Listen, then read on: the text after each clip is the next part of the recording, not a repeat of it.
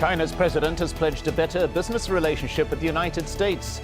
Xi Jinping is on a state visit to the U.S., but are his words reassuring investors? And how will U.S. companies benefit from a more open Chinese market? This is Inside Story.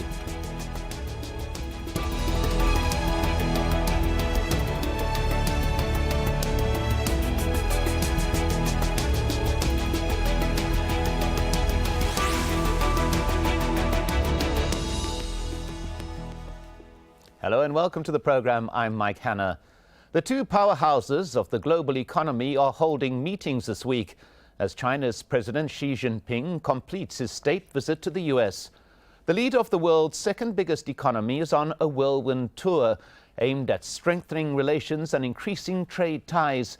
But there are a number of delicate issues both sides must navigate. Chiefly tech and cybersecurity will be high on the agenda. And before heading to Washington, D.C., the Chinese president has been meeting technology and business leaders in Seattle. We'll get to our discussion in a moment, but first, a story from Al Jazeera's Alan Schaufler. Chinese President Xi Jinping is headed for Washington, D.C. in high-level talks with President Obama, his first official state visit to the U.S. He'll meet with members of Congress and address the United Nations. But first, he'll spend 3 days in the Seattle area, meeting with business leaders. Former Washington Governor Gary Locke served as U.S. ambassador to China under President Obama. Between our two countries, every day flow almost $1.5 billion of goods and services, and millions of jobs in America depend on that trade with China. Our trade has grown astronomically over the last several years. Xi is scheduled to tour a Boeing manufacturing plant and reportedly have dinner with Microsoft's Bill Gates.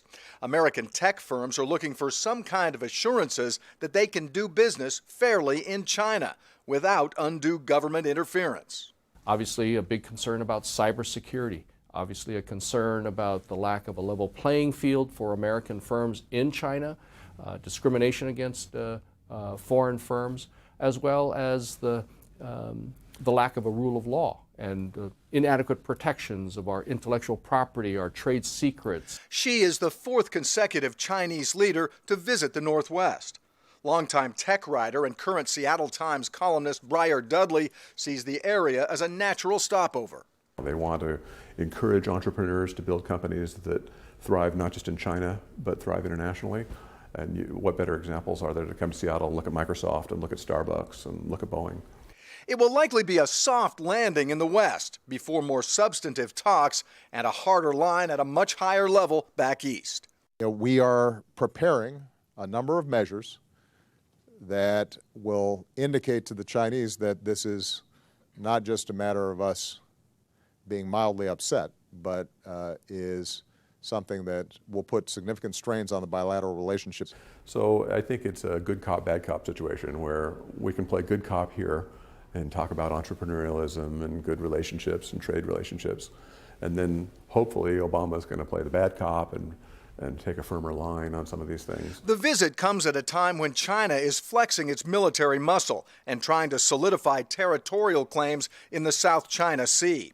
Those issues, along with cybersecurity and trade, all expected to be on the agenda when the two presidents meet. Alan Schaufler, Al Jazeera, Seattle.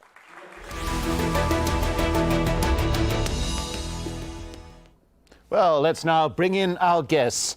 In Washington, D.C., Aki Peretz, a former CIA analyst and vice president of the Center for Intelligence Policy. In Beijing, we have Victor Gao, director of China National Association of International Studies. And in Hong Kong, Mike Chenoy, a senior fellow at the University of Southern California's U.S.-China Institute. Welcome to you all. Let's begin with Aki Peretz in Washington. The issue of cybersecurity. President Obama went so far as to say that cyber attacks are a national security threat. Is this an issue that could have a major impact on the U.S.-China relationship?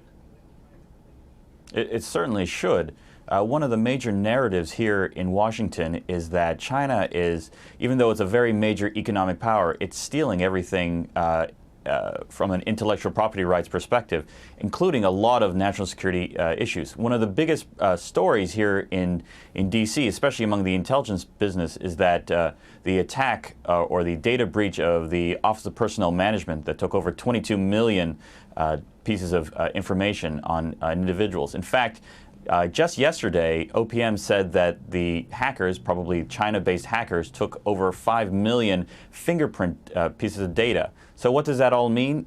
As of in Congress, they actually said that this information has not been used for financial chicanery quite yet, but it is quite an important issue for the folks here in the intelligence community and also here in Congress and elsewhere. Well, Victor Carr, complicating the issue is the fact that China says it itself has come under cyber attack and denies any complicity in the attacks that have taken place against U.S. institutions. Well, both China and the United States are the two largest cyber nations in the world, and both of us have the highest stake involved if anyone violates the integrity of the cyberspace. Therefore, I think despite all the problems between China and the United States, the better way is for China and the United States to engage with each other as partners to discuss grievances or problems that may be in existence between the two countries and overcome these problems, and also come up with an overarching international framework whereby the integrity of the cyberspace can be better protected. Single-handed accusation of the other without producing convincing evidence is the wrong way to deal with cybersecurity issues between China and the United States. Both need to respect the other, and both need to work with the other side to come up with effective ways to minimize, if not reduce, the risks of cybersecurity attacks. Mike Chinoy, do you think it is possible to structure some kind of agreement that will, as Victor says, create that atmosphere of trust between the parties and create an overarching policy of cybersecurity? There's no question that in this summit meeting, trying to figure out whether that's possible is going to be a very key priority. The Chinese side has indicated a willingness to try and discuss some kind of rules of the road. The U.S. has made it clear it needs something like that. But I think, in all honesty, the reality is that these kinds of cyber hacking, stealing of secrets is going to continue. I think states do this naturally. And so I would be very surprised, whatever agreement officially comes out of the summit, if it really addresses the problem. Victor Gall, the other issue is that of intellectual property accusations against China of theft of certain forms of intellectual property, and certainly U.S. companies expressing reservations about operating in China because of certain restrictions that they claim are placed on them by operating there. Is this something that is going to be discussed at the summit? IPR issue definitely will be one of the more important issues to be discussed between President Xi Jinping and President Obama. However, if you look at the Chinese situation, for the past 37 years, China has made progress by leaps and bounds in terms of protecting IPR. We started 37 years ago with no knowledge base of IPR rights. As a matter of fact, there was no property right itself. Other than intellectual property rights to talk about in China. But now China actually is one of the most important countries in coming up with copyrights applications, for example. And China definitely will want to go in the right direction of ensuring greater protection to IPR. It takes time sometimes. And I think between China and the United States, again, the two most important IPR countries in the world, we need to deal with this issue as it is by respecting each other and by working with each other, and also, again, by leading the whole world in the right direction. IPR remains a very important topic for China, and China will benefit if all the parties concerned can respect IPR now as well as in the future. Well, Aki Peretz, perhaps complicating the issue is the fact that China is in desperate need of innovation in terms of something that can drive its economic growth, which has been slowing down. So innovation, a key issue for China at this particular point in time. Innovation, of course, easier when you do get other intellectual properties to use, does it not? That's true. It's certainly, and this goes beyond the U.S. and China, but it's certainly easier to steal innovation and pieces that one cannot develop domestically from other places. And that's one of the things that China really needs to work on, is creating innovation hubs. Now, one of the wonderful things about the United States is that we are a nation of innovation, and that is one of the core competencies of the U.S. economy. Obviously, this means that other places, not just China, but in this case, the China is doing things to take our innovation and our ability to create new things and new ideas for their own domestic use. That makes, from an economic perspective, that makes a lot of sense. But from the American business perspective, this is something that really needs to be clamped down on very, very hard. And as we know, the Obama administration is considering putting on new restrictions on China to sort of fight this sort of IPR issue.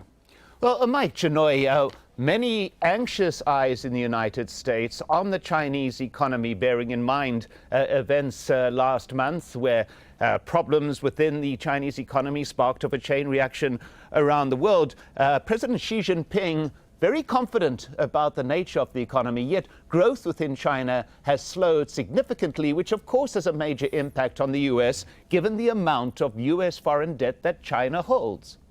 Well, Xi Jinping, in all his public statements, has been at pains to say that the overall economic situation in China is stable, that the country is progressing, that the problems that we saw over the summer are essentially under control. I think the reality, frankly, is more complicated than that.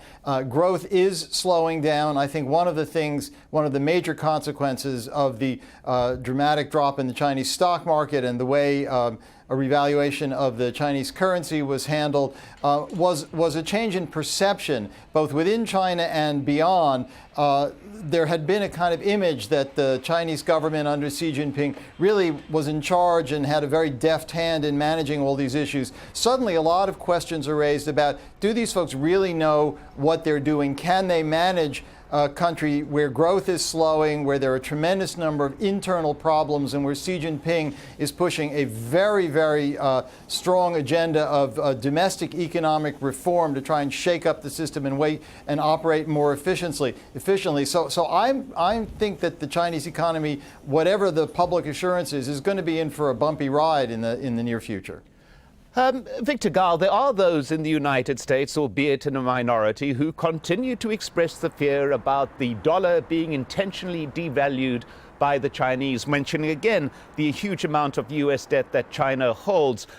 These particular sectors contend that there's a danger of China flooding the foreign exchange market with U.S. debt, and in so doing devaluing the dollar throughout the world. Do you think that there's any thought or any possibility in Beijing about that type of action?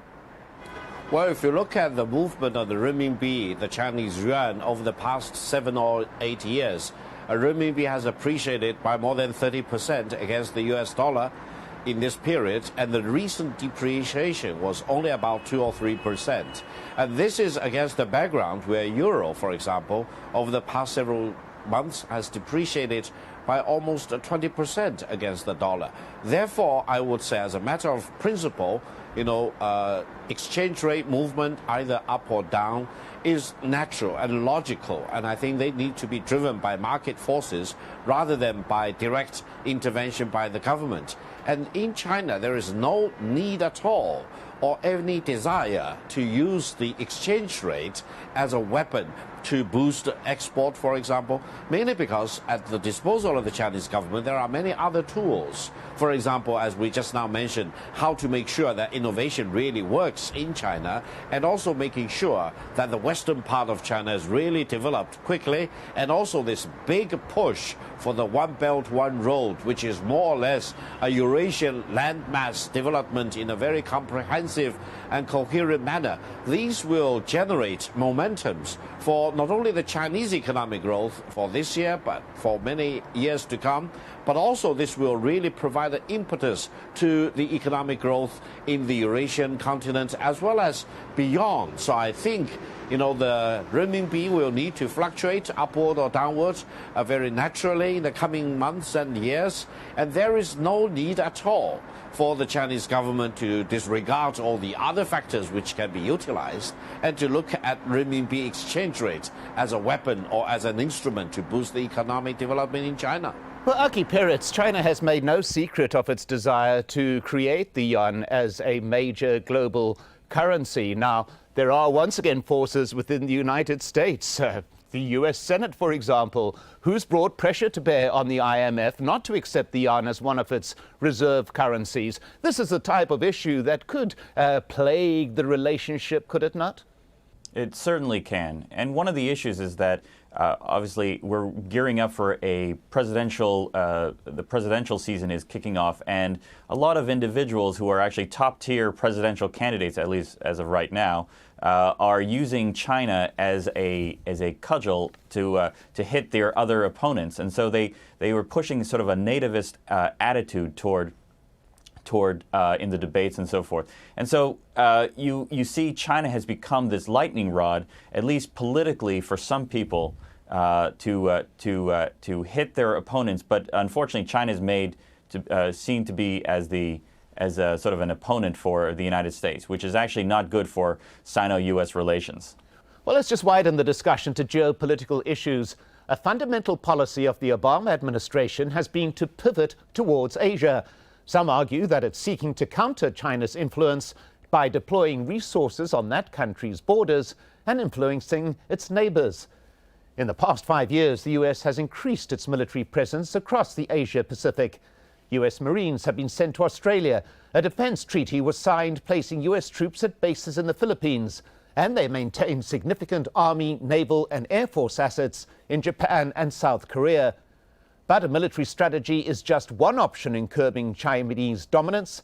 The U.S. has played a diplomatic role in trying to bring about a resolution to tensions in the South China Sea. And there are negotiations to lock down the largest trade deal between Pacific Rim nations.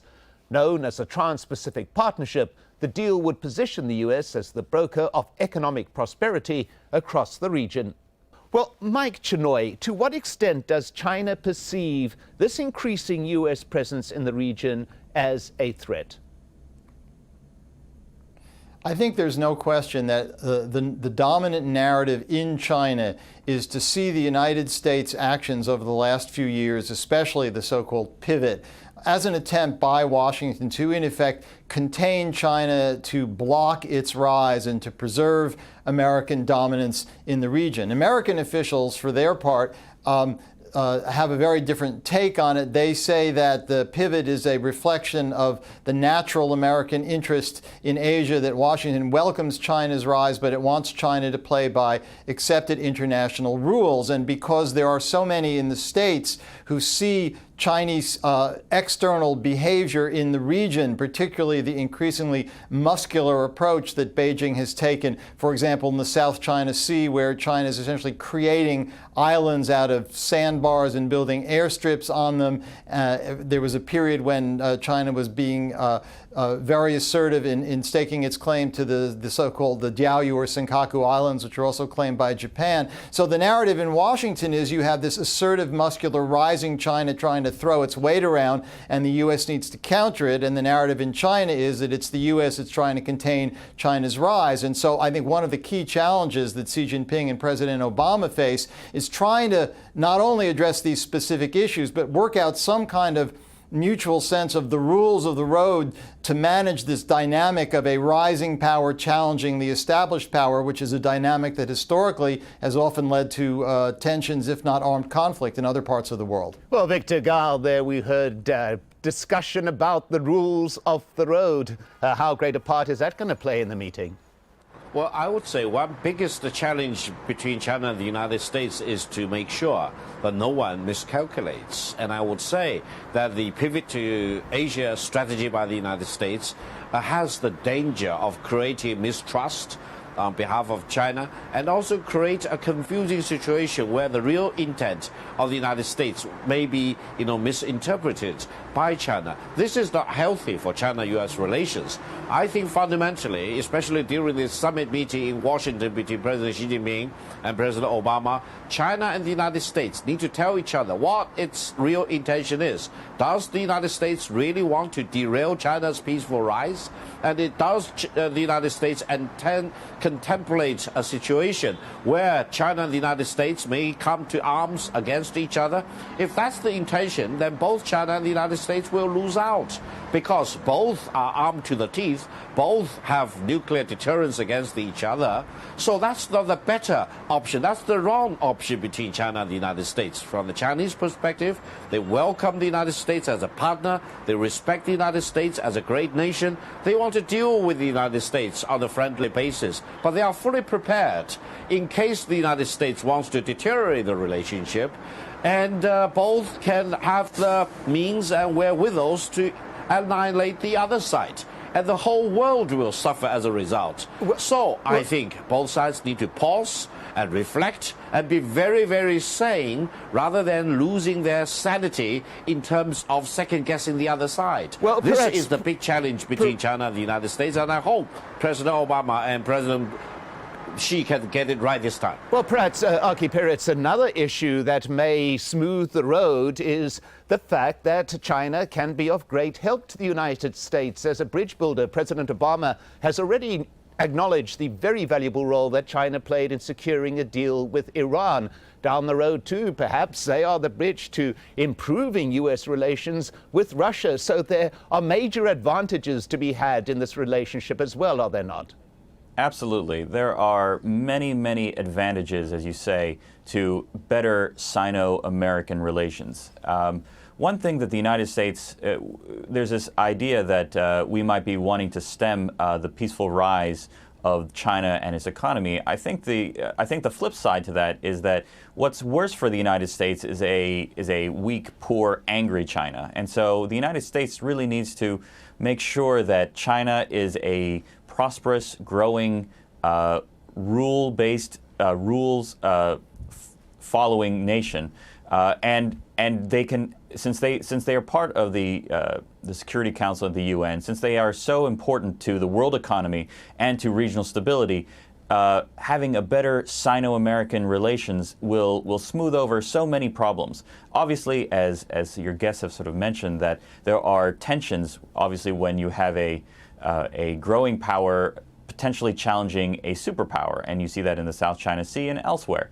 And that's something that they really need to smooth over in this summit. However, there are more advantages to an excellent bilateral relations than having a difficult one. Mike Chinoy, one of the things that has appeared to have been shuttled down the agenda somewhat is the issue of human rights. Do you think there has been pressure brought to bear on President Obama to bring up the treatment of dissidents within China? Do you think that's going to play any major part in the discussions? I think it will probably be mentioned, but the Obama administration, when President Obama first took office, made a conscious decision in an attempt to try and develop a better relationship with China to downplay the issue of human rights. Now, in the last couple of years in particular, the climate in China has tightened very considerably. Xi Jinping's government has been very aggressive in going after dissidents, civil society activists, activist lawyers. There have been new and tighter constraints on the Chinese media. So the overall atmosphere in China in many respects has been chillier. And so there have been calls from some in the United States that the United States should put this higher on the agenda. I think the reality is the American ability to influence China in this area specifically is quite limited, and so I don't think it's going to become as contentious an issue as, for example, it was when Bill Clinton took office, making human rights one of the central demands of his approach to China in the early 1990s, and trying to link China's getting most favored nation trade privileges to improvements in human rights. So it's one issue, but given all the other difficult challenges on the agenda, I don't think it's going to be by any means the primary one. Well, once again, clear in the discussion, the US and China creating perhaps a mutually dependent relationship. My thanks to our guests, Aki Peretz, Victor Gao, and Mike Chenoy. And thank you too for watching. Do send us your comments via the program page on our website, aljazeera.com. You can also post your views on facebook.com/AJ Inside Story or tweet us at AJ Inside Story. From me, Mike Hanna, and the whole team here, goodbye for now.